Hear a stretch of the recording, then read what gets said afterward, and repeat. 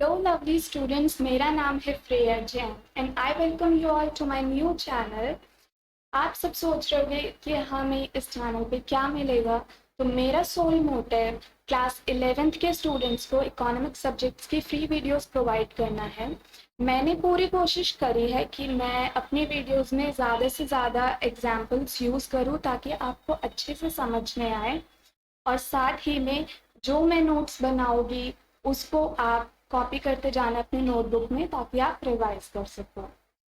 तो हमारी पहली वीडियो की शुरुआत आपके माइक्रो इकोनॉमिक्स के पहले चैप्टर से करते हैं, इंट्रोडक्शन टू माइक्रो इकोनॉमिक्स। तो हमारे चैप्टर का नेम है इंट्रोडक्शन टू इकोनॉमिक्स। हमारे सब्जेक्ट का नेम भी यही है, माइक्रो इकोनॉमिक्स। तो इकोनॉमिक्स का मतलब होता क्या है? इकोनॉमिक्स का मतलब समझने से पहले हम समझेंगे कि इकोनॉमी का मतलब क्या होता है।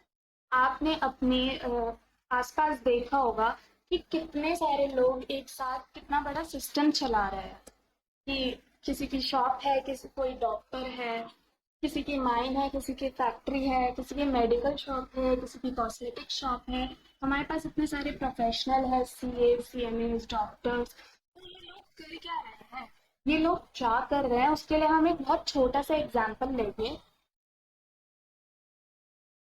ये यहाँ पे हमारे पास एक बंदा है जिसने अपने वेजिटेबल्स की शॉप खोली है। वो क्या कर रहा है?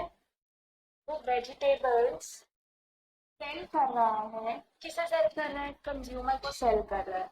और ये कंज्यूमर इसके बदले, वेजिटेबल्स के बदले क्या दे रहा है सेलर को?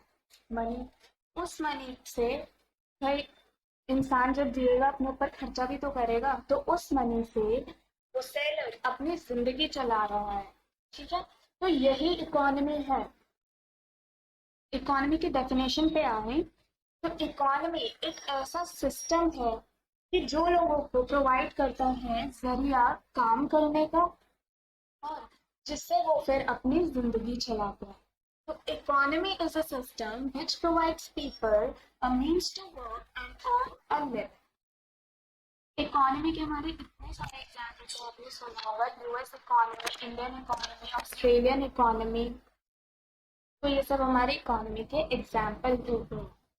अब हमें ये पढ़ना है कि हमारी इकोनॉमी में ऐसी कौन सी एक्टिविटीज है जो होनी बहुत जरूरी है, कि अगर वो नहीं होगी तो हमारी इकोनॉमी नहीं चल पाएगी। तो इकोनॉमी के मतलब में हमने समझा था कि ये हमें प्रोवाइड करता है एक जरिया काम करने का। तो वो हम काम कैसे करेंगे? प्रोडक्शन। जब तक हम किसी गुड या सर्विसेज का प्रोडक्शन नहीं करेंगे तो हम काम कैसे करेंगे? तो प्रोडक्शन होना इकोनॉमी में बहुत ज़रूरी है। सेकेंड चीज़, जो हम गुड्स और सर्विसेज प्रोड्यूस कर रहे हैं उन्हें कंज्यूम करने वाला अगर कोई इंसान नहीं होगा तो सब कुछ बेकार है।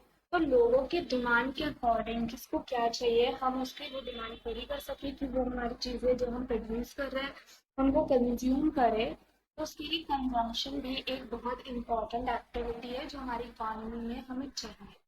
अब इस सब प्रोसेस में जो हम पैसे कमाते हैं उसको सेव करना, उसकी इन्वेस्टमेंट करना, ये बहुत ज़रूरी है। तो हमारी third important activity in in economy आ जाती है इन्वेस्टमेंट।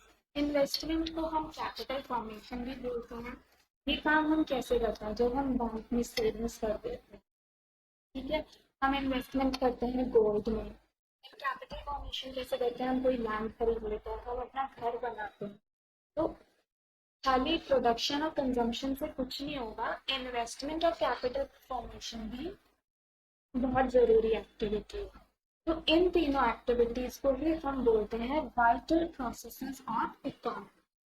अब आप मेरे से पूछोगे कि मैम हमें इकोनॉमिक्स पढ़नी ही क्यों पड़ती है, वो क्या रीज़न है जिसकी वजह से हम इकोनॉमिक्स को पढ़ें, उसको स्टडी करें? तो उसको समझने के लिए हम एक छोटा सा एग्जाम्पल देखेंगे। ये सपोजिटली ये मैं हूँ और ये मेरे पापा हैं। मेरे पापा ने मुझे 5000 रुपीज दिए। अब मैं इन 5000 रुपीज का क्या कर सकती हूँ?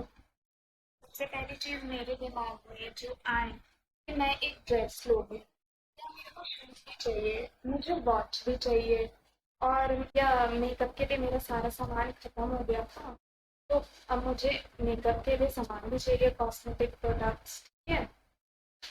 और या फिर मेरे मन में आ जाएगा चलो यार फ्रेंड्स के साथ पार्टी करने चलेंगे, और अगर पार्टी करने गए तो 5000 तो ऐसे ही चलेगा। ओके। तो और भी कुछ हो सकता है, कि हो सकता है मैं बुक्स खरीदना चाहूँ। तो आप यहाँ पे क्या देख रहे हो कि हमारी इतनी सारी डिमांड है, और रिसोर्स, मनी हमारा रिसोर्स होता है ना, रिसोर्स हमारे पास है सिर्फ 5000 रुपीज। दैट मीन्स कि रिसोर्स हमारे पास लिमिटेड है। तो यहाँ पे आप क्या देख रहे हो, क्या सिचुएशन बन गई कि हमारे पास यहाँ पे अनलिमिटेड डिमांड है और हमारे रिसोर्स लिमिटेड है। जब हमारी डिमांड ज़्यादा हो जाती है in comparison to supply of a commodity, उस सिचुएशन को हम कहते हैं स्कैरसिटी। और स्कैरसिटी से डील करने के लिए ही हमें इकोनॉमिक्स को पढ़ना पड़ता है। तो अगर आपसे कोई पूछे कि वाई टू स्टडी इकोनॉमिक्स, तो उसका आंसर होगा स्कैरसिटी। स्कैरसिटी की डेफिनेशन क्या है? Scarcity refers to the limitation of supply in relation to demand of a commodity। जब किसी चीज की डिमांड ज्यादा हो जाती है लेकिन उस चीज की सप्लाई उतनी ना हो, उसको हम बोलते हैं स्कैरसिटी। अब स्कैरसिटी इकलौती प्रॉब्लम नहीं है हमारी इकोनॉमी। हमारी इकोनॉमी में और भी प्रॉब्लम्स हैं। क्या प्रॉब्लम्स हैं? अब यहाँ पे देखो, क्योंकि हमारा रिसोर्स लिमिटेड है तो हमें इतनी सारी डिमांड में से किसी एक डिमांड को ही चूज करना पड़ेगा अपने आप को सेटिस्फाई करने के लिए। तो इस ये प्रॉब्लम ऑफ चॉइस भी हमारी इकोनॉमिक प्रॉब्लम है। ठीक है, हर कोई इतना समझदार नहीं होता कि वो ये चॉइस कर। यहाँ पे देखो, economic problem is a problem of making choice which involves satisfaction of unlimited human wants। वहाँ पे unlimited human wants थी ना, out of limited resources। जैसे हमारे एग्जाम्पल में हमारा मनी हमारे पास लिमिटेड था, इसी को ही हम बोलते हैं इकोनॉमिक प्रॉब्लम। अब ये इकोनॉमिक प्रॉब्लम क्यों अराइज होती है, इसके पीछे का क्या रीजन है? वही सिंपल सा बातें रिपीट हो रही हैं बस। स्कैरसिटी ऑफ रिसोर्सेज, हमारे पास रिसोर्सेज हमेशा कम होंगे उसके अकॉर्डिंग जो हमारी डिमांड है। और लोगों की डिमांड वो तो नेवर एंडिंग होती है, वो कभी खत्म नहीं होती। जब इंसान को कुछ मिल जाता है तो वो उससे आगे की भी सोच लेता है कि अब मुझे ये चाहिए। और ये इम्पॉर्टेंट है ये समझना आपको। ऑल्टरनेटिव यूजेस, किसी भी रिसोर्स के इतने सारे यूजेस होते हैं कि उसमें से हमें चूज करना पड़ता है। तो यहाँ पे एक एग्जांपल देखो, ये हमारे पास मिल्क है जो अभी अभी निकला, ठीक है। तो अब हम इस मिल्क का क्या क्या कर सकते हैं? हो सकता है हम इसको ऐसे ग्लास में डाल के पी लें, या हो सकता है हम इसका चीज बना लें। अब चीज भी कितने सारे टाइप्स के होते हैं। तो हो सकता है किसी को चेडार चीज चाहिए, किसी को पार्मेजान चाहिए, किसी को मोज़रेला चाहिए। अब आप देखो इतनी छोटी सी चीज में तो कितने सारे यूजेस आ गए। या एक यूज हो सकता है हमें कर्ड चाहिए हो, तो एक ही चीज के इतने सारे यूजेस होते हैं, इसलिए भी हमें वो चॉइस करनी पड़ती है। तो ये हमारे हो गए reasons of economic problems, scarcity of resources, unlimited human wants and alternative uses. तो अब क्योंकि हमने इतनी सारी चीजें पढ़ ली, तो अब हम पढ़ सकते हैं कि व्हाट इज इकोनॉमिक्स। तो इकोनॉमिक्स के डेफिनेशन में बस एक चीज आप यहाँ पे देख रहे होंगे कि सोशल साइंस, इसका मतलब पहले समझ लो फिर हम अपनी डेफिनेशन पे आ जाएंगे। तो साइंस क्या होती है? साइंस एक systematic and organised body of knowledge है। उसी तरह इकोनॉमिक्स भी एक साइंस ही है।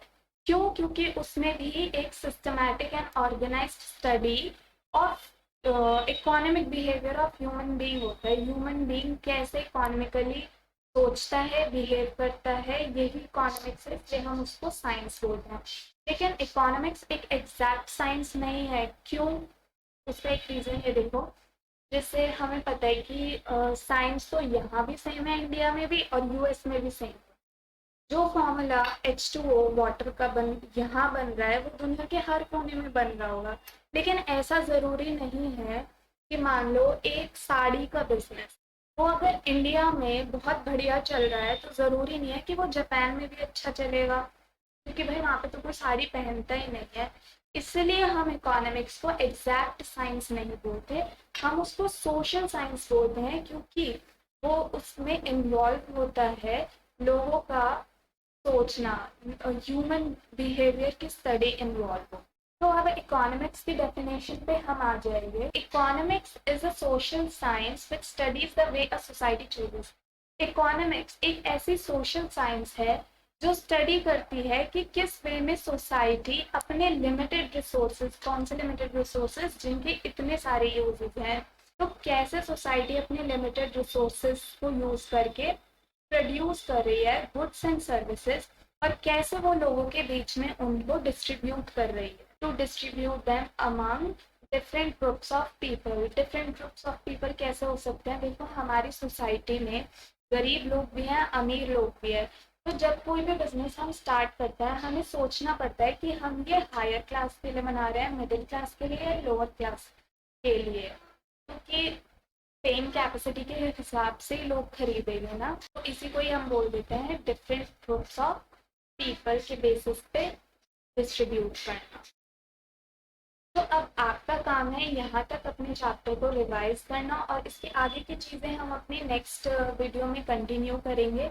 अगर आपको मेरी वीडियो पसंद आई हो तो प्लीज़ लाइक कर देना, सब्सक्राइब कर देना, और जो भी गलती है इस मेरे पढ़ाने में वो आप मुझे कमेंट बॉक्स में बताना, ताकि मैं इम्प्रूव कर पाऊँ।